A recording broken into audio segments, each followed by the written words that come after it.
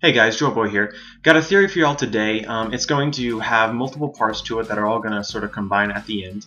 Some of the parts are the theories within the theories are going to be really well supported, and you're going to walk away with this probably believing that it's pretty much confirmed. While the end is more speculative, but I think this theory is really interesting, and it covers Brook and the Vinsmokes and the Gorosei. So I have a lot that I want to talk about in regards to the Vinsmoke, but to start at the very bare bones, we're going to go into for a while now, people have been predicting that Brook has some sort of connection to the Vinsmoke. And I think after this last chapter, it shed enough light on this that we can say now, with a higher degree of certainty, what his connection with the Vinsmoke is.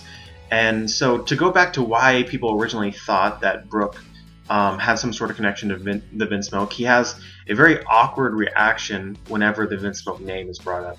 And then even in this last chapter, he's talking about the history of the Vinsmoke, and Raiju even mentions that he seems well versed in their history. So clearly, Brook knows something about the Vinsmoke. And based on everything that I've seen so far, I'm pretty sure it's because Brook is from the North Blue. This is actually information that has not been confirmed yet.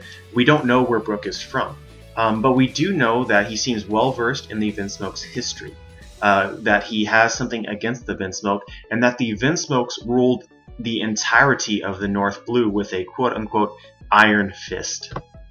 So I feel like this is pretty much set in stone here, and Brook is from the North Blue. But I'm going to take this a step further and get into a little bit of the speculation that can be gotten into with this particular subject. What I find to be the most incredibly interesting thing about the Vinsmokes is that they ruled, as in past tense, the entirety of the North Blue. They're still a member of the world government, as seen by the fact that they can attend the revelry. Yet somehow they have lost a lot of their influence and their territory. It seems implied that they no longer rule the North Blue like they did in the history that Brook spoke of.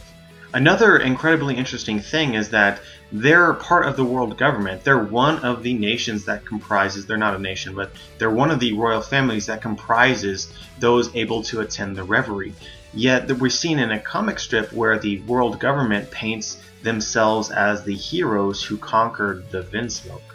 Given the Vinsmoke are royalty that are capable of attending the revelry, we only have two assumptions we can make. Either they recently joined or became able to join the revelry, or they have historically been able to join the revelry and they were not defeated by the Marines. The Marines would not have taken out a kingdom that was part of the world government already.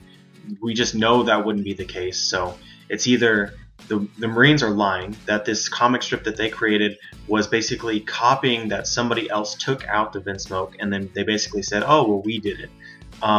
Or that they actually did do that and then inducted the Vinsmoke recently into the world government, or after the point in time in which they defeated them. So going to the second idea where the North Blue was not part of the world government at all for nearly 800 years of the world's government existence, I find that to be incredibly hard to believe. The world government, like I said, 800 years of existence, and they didn't own a single island in the North Blue. Remember, the Vinsmokes they owned the North Blue. They were the empire of the North Blue up until some point in time. But let's talk about when exactly the Vinsmoke ruled the North Blue. Brook uses two terms of time to describe when they did so: long ago and in a certain age. And then he describes the Vinsmokes as being evil and controlling the North Blue with an iron fist. Meanwhile, he looks really angry while doing so. This really speaks to the personal knowledge that Brook has on the Vinsmoke, which highly suggests to me that Brook was alive when the Vinsmokes controlled the North Blue. That just makes sense to me. So I think that we can say that the Vinsmokes were in power up until about, say, 50 years ago or so, 60 years ago, when Brook was alive, and that Brook has personal experience dealing with them.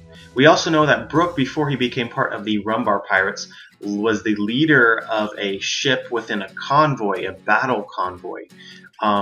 And I think that what this was the actual resistance, the movement that was acting against the Vinsmoke. So that Brook was part of the forces that defeated the Vinsmoke and dethrone them from the North Blue. And while Brook was the leader of one of these ships, I believe the leader of the actual convoy would be a person whose name we know but identity is unrevealed, who is supposedly a Marine but I'm doubtful, by the name of Sora. So really what I'm suggesting here is that there's really only two possibilities in my mind. That there was an uprising within the North Blue to dethrone the kingdom or the royalty of the Vinsmoke, which was the empire of the North Blue. And the two possibilities are that they were working under the world government then. They were defeated, and the world government took credit for whoever was victorious against them, and basically said, "Oh, they were evil. It's whatever." They were never part of the world government, or sort of like hiding it, sort of manipulating the public perception of what was going on there. The other possibility is that the North Blue, for almost 800 years, was owned by the Vinsmoke. They kept the North Blue out of the hands of the world government, and the world government ended up defeating them somehow, or helping defeating them with the help of some of the native people of the North Blue, being Brook, etc., other people like that. I'm not a fan of the second option. I really am a fan of the first option, which is that the Vinsmoke is a family that was given control over the entire North Blue. So rather than just a kingdom, but maybe the entire North Blue, or somehow conquered the entire North Blue within the world government, that's definitely up for debate. But then the people there, the countries there, revolted against the Vinsmoke and their evil ways, quote unquote, and someone who participated in that would be Brook. But now that I've touched on it, I want to throw in another theory here, and this theory I'm definitely less sure of, but I think it's worthy of discussing, is that, so I'm going under the assumption that the Vinsmoke have been under the world government for a long time. So when they were defeated and lost control of the North Blue, that it wasn't the world government that did that to them, because they were already part of the world government. And so how could they be part of the world government yet control all of the North Blue? There's many islands in the North Blue, all who were supposed to have a king. Why would there be somebody, specifically a family, who ruled over all of these kingdoms, sort of in between the celestial dragons and the rulers of the individual kingdoms?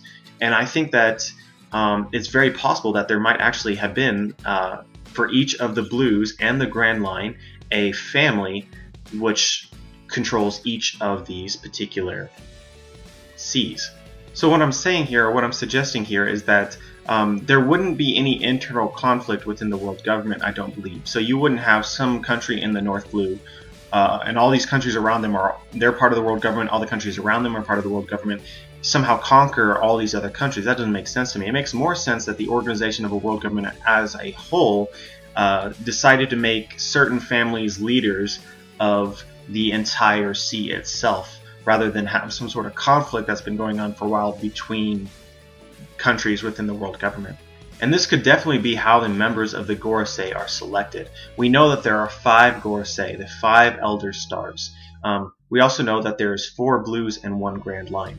If you think that maybe that there's some median leader between the celestial dragons who are at the top and the nobles of various countries, like for instance the Riku family and Dressrosa, if you go right in between them and say that there's 5 leaders in between them that are protecting each of the major seas, then I think that it's very possible that each of these leaders would be part of the Gorosei. And this ties right into the popular theory out there that was made, a lot of people have talked about it, that the blonde Gorosei is part of the Vinsmoke family. Really, after hearing this, the biggest thing that people have against this particular theory is that this Vinsmoke, or this person, if he is a Vinsmoke, doesn't have the Vinsmoke eyebrows, which doesn't make a lot of sense. And I completely agree, it doesn't make a lot of sense.